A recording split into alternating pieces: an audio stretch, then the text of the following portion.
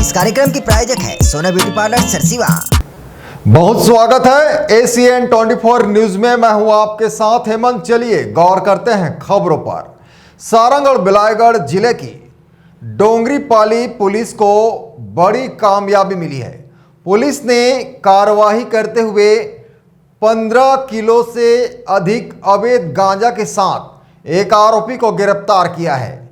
आरोपी की पहचान 38 वर्षीय मालेश्वर साहू के रूप में हुई है। देखिए रिपोर्ट।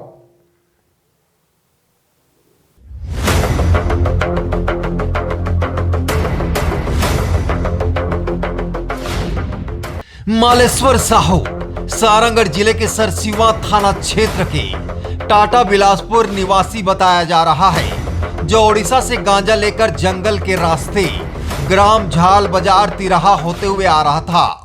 इसी दौरान पहले से सतर्क डोंगरीपाली पुलिस ने घेराबंदी कर उसे दबोच लिया। आरोपी के पास से 15 किलो 375 किलोग्राम गांजा, 2 मोबाइल फोन और एक ग्रे रंग की TVS जुपिटर जिसका नंबर CG13BA0213 है, जब्त की गई है। जब्त सामान की कुल कीमत लगभग 1,90,000 रुपए आंकी गई है।